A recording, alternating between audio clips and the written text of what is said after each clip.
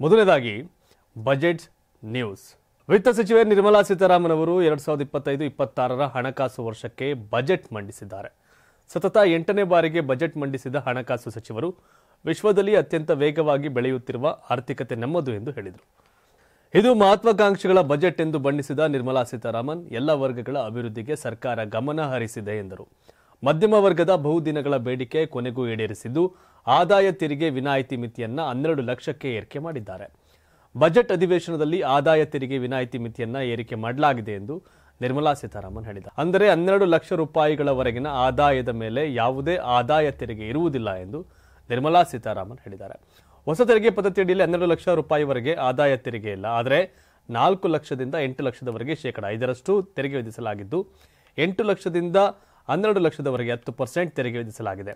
12 ಲಕ್ಷದಿಂದ 15 ಲಕ್ಷದವರೆಗೆ 15% ತೆರಿಗೆ ಮತ್ತು 15 ಲಕ್ಷದಿಂದ 20 ಲಕ್ಷದವರೆಗೆ 20% ತೆರಿಗೆ, 20 ಲಕ್ಷದಿಂದ 24 ಲಕ್ಷದವರೆಗೆ 25%, 24 ಲಕ್ಷ ಮೇಲ್ಪಟ್ಟ ಆದಾಯಕ್ಕೆ 30% ತೆರಿಗೆ ವಿಧಿಸಲಾಗಿದೆ ಎಂದು ವಿತ್ತ ಸಚಿವರು ಹೇಳಿದ್ದಾರೆ.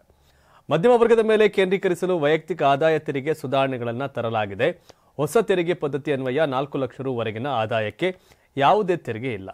ಹಿರಿಯ ನಾಗರಿಕರಿಗೆ ತೆರಿಗೆ ಕಡಿತದ ಮಿತಿಯನ್ನು 1 ಲಕ್ಷ ರೂಗೆ ದ್ವಿಗುಣಗೊಳಿಸಲಾಗಿದೆ. ಅಂತೆಯೇ ಬಾಡಿಗೆ ಮೇಲಿನ ಟಿಡಿಎಸ್ನ ವಾರ್ಷಿಕ ಮಿತಿಯನ್ನು 2.5 ಲಕ್ಷ ರೂಗಳಿಂದ 6 ಲಕ್ಷ ರೂಗೆ ಹೆಚ್ಚಿಸಲಾಗಿದೆ ಅಂತ ನಿರ್ಮಲಾ ಸೀತಾರಾಮನ್ ಹೇಳಿದರು.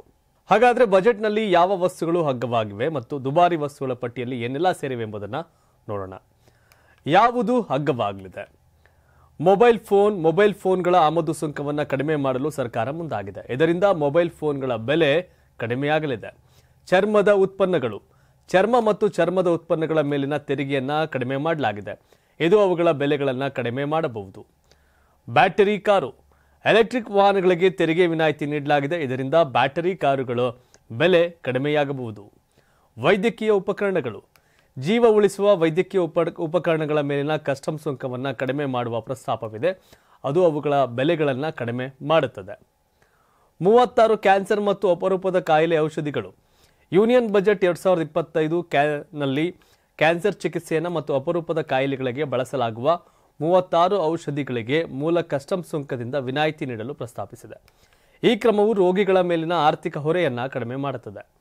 37 ಹೆಚ್ಚಿನ ಔಷಧಗಳಿಗೆ ವಿನಾಯಿತಿ. ಹೆಚ್ಚುವರಿಯಾಗಿ 37 ಔಷಧಗಳನ್ನು ಬಿಸಿಡಿಯಿಂದ ವಿನಾಯಿತಿ ನೀಡಲಾಗಿದೆ. ಇದು ಆರೋಗ್ಯ ಕ್ಷೇತ್ರಕ್ಕೆ ಮತ್ತಷ್ಟು ಪರಿಹಾರವನ್ನು ನೀಡುತ್ತದೆ. ಈ ವಿನಾಯಿತಿಗಳು ಎಲ್ಲರಿಗೂ ಕೈಗೆಟುಕುವ ಆರೋಗ್ಯವನ್ನು ಖಚಿತಪಡಿಸಿಕೊಳ್ಳಲು ಸರ್ಕಾರದ ಪ್ರಯತ್ನಗಳಿಗೆ ಅನುಗುಣವಾಗಿದೆ. ಭಾರತದಲ್ಲಿ ತಯಾರಿಸಿದ ಬಟ್ಟೆಗಳು, ಭಾರತೀಯ ನಿರ್ಮಿತ ಬಟ್ಟೆಗಳ ಮೇಲೆ ತೆರಿಗೆ ವಿನಾಯಿತಿ ನೀಡಲಾಗಿದ್ದು ಇದು ದೇಶೀಯ ಜವಳಿ ಉದ್ಯಮವನ್ನು ಉತ್ತೇಜಿಸುತ್ತದೆ ಮತ್ತು ಬಟ್ಟೆಗಳ ಬೆಲೆ ಕಡಿಮೆಯಾಗುತ್ತೆ. ಹಡಗು ನಿರ್ಮಾಣದ ಕಚ್ಚಾ ಸಾಮಗ್ರಿಗಳು. ಮುಂದಿನ 10 ವರ್ಷಗಳವರೆಗೆ ಹಡಗುಗಳನ್ನು ತಯಾರಿಸುವ ಕಚ್ಚಾ ಸಾಮಗ್ರಿಗಳನ್ನು ಬಿಸಿಡಿಯಿಂದ ವಿನಾಯಿತಿ ನೀಡಲಾಗುತ್ತದೆ. ಇದು ಸಾಗರ ವಲಯದಲ್ಲಿ ಬೆಳವಣಿಗೆಯನ್ನು ಉತ್ತೇಜಿಸುತ್ತದೆ ಮತ್ತು ಮೇಕ್ ಇನ್ ಇಂಡಿಯಾ ಉಪಕ್ರಮವನ್ನು ಸುಗಮಗೊಳಿಸುತ್ತದೆ. ಚಿನ್ನ ಮತ್ತು ಬೆಳ್ಳಿ ಬೆಲೆಯಲ್ಲಿ ಯಾವುದೇ ಪರಿಣಾಮ ಬೀರೋದಿಲ್ಲ.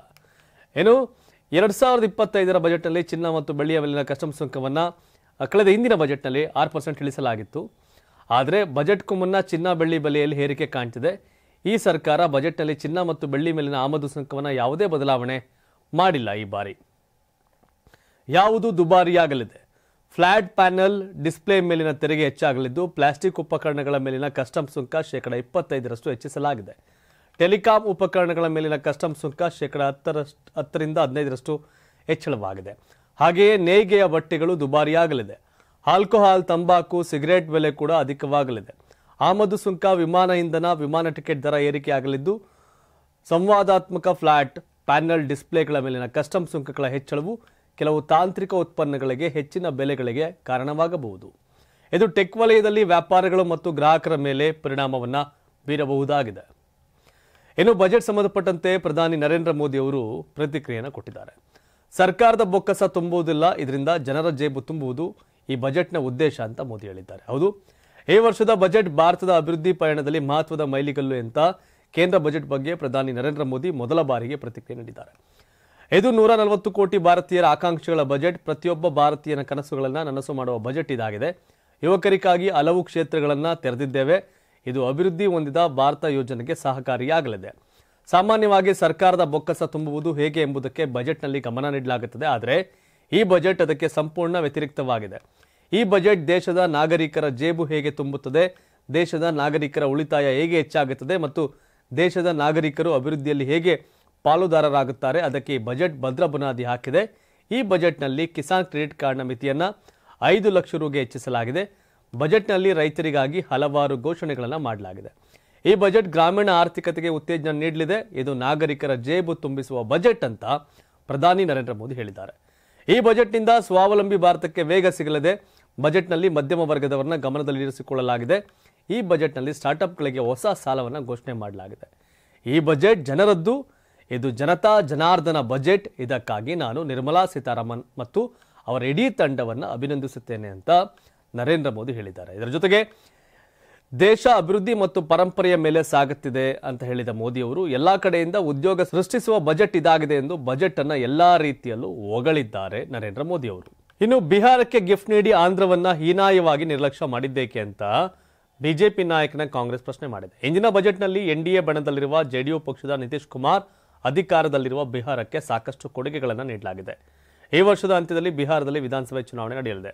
ಈ ಹಿನ್ನೆಲೆಯಲ್ಲಿ ತನ್ನ ಮಿತ್ರ ಪಕ್ಷವಾದ ಜೆಡಿಯುಗೆ ಬೆಂಬಲ ನೀಡಲು ಎನ್ಡಿಎ ಬಿಹಾರಕ್ಕೆ ಬಜೆಟ್ನಲ್ಲಿ ದೊಡ್ಡ ಗಿಫ್ಟ್ಗಳನ್ನು ನೀಡಿದೆ. ಆದರೆ ಆಂಧ್ರ ಪ್ರದೇಶದಲ್ಲೂ ಕೂಡ ಎನ್ಡಿಎ ಮೈತ್ರಿಕೂಟದ ಸರ್ಕಾರ ಇದೆ. ಚಂದ್ರಬಾಬು ನಾಯ್ಡು ಮುಖ್ಯಮಂತ್ರಿ ಇದ್ದಾರೆ, ಪವನ್ ಕಲ್ಯಾಣ್ ಉಪಮುಖ್ಯಮಂತ್ರಿ ಇದ್ದಾರೆ. ಬಿಜೆಪಿ, ಟಿಡಿಪಿ ಹಾಗೆ ಜನಸೇನಾ ಪಕ್ಷಗಳು ಸೇರಿ ಆಂಧ್ರ ಪ್ರದೇಶದಲ್ಲಿ ಸರ್ಕಾರವನ್ನು ನಡೆಸ್ತಿವೆ.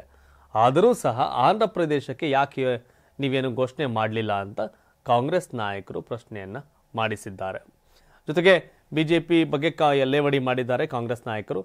ಬಿಹಾರಕ್ಕೆ ಒಳ್ಳೆಯ ಗಿಫ್ಟ್ ಸಿಕ್ತು, ಆದರೆ ಆಂಧ್ರ ಪ್ರದೇಶವನ್ನು ಯಾಕೆ ನಿರ್ಲಕ್ಷ್ಯ ಮಾಡಿದ್ರಿ ಅಂತ ಜೈರಾಮ್ ರಮೇಶ್ ಅವರು ಹಣಕಾಸು ಸಚಿವೆ ನಿರ್ಮಲಾ ಸೀತಾರಾಮನ್ ಅವರ ಬಜೆಟ್ ಬಗ್ಗೆ ಟೀಕೆಯನ್ನ ವ್ಯಕ್ತಪಡಿಸಿದ್ದಾರೆ. 84ರಿಂದ 50 kg ಬಂದೆ, ಆಮೇಲೂ ಸಣ್ಣಗೆ ಫಿಟ್ ಆಗಿದ್ದೀನಿ. ಅದಕ್ಕೆ ನಾನು ಯೂಸ್ ಮಾಡ್ತಾ ಇರೋದು ಜೀನಿ ಸ್ಲಿಮ್. ಸಣ್ಣ ಆಗಕ್ಕೆ ಜೀನಿ ಸ್ಲಿಮ್ ಯೂಸ್ ಮಾಡಿದೆ, ಹೆಲ್ದಿನೂ ಅದೇ. ನೀವು ಸಣ್ಣ ಆಗಬೇಕಾ, ಹೆಲ್ದಿ ಆಗಬೇಕಾ? ಹಾಗಿದ್ರೆ ಜೀನಿ ಸ್ಲಿಮ್ ಯೂಸ್ ಮಾಡಿ. ಸಣ್ಣ ಆಗೋದಕ್ಕೆ ಯಾವುದೋ ಪ್ರಾಡಕ್ಟ್ ಹೇಳ್ತಾ ಇದ್ದಾಳೆ, ಏನಾದರೂ ಸೈಡ್ ಎಫೆಕ್ಟ್ಸ್ ಇದೆ ಅಂತ ಯೋಚನೆ ಮಾಡ್ತಾ ಇದ್ದೀರಾ? ಖಂಡಿತ ಇಲ್ಲ, ಯಾಕಂದರೆ ಇದು ಕೆಮಿಕಲ್ ಫ್ರೀ. ಸಣ್ಣ ಆಗಬೇಕು ಅಂದರೆ ಜೀನಿ ಸ್ಲಿಮ್ ಯೂಸ್ ಮಾಡಿ. ಹೆಚ್ಚಿನ ಮಾಹಿತಿಗೆ ಕೆಳಗೆ ಡಿಸ್ಪ್ಲೇ ಆಗ್ತಿರೋ ನಂಬರ್ಗೆ ಕಾಲ್ ಮಾಡಿ.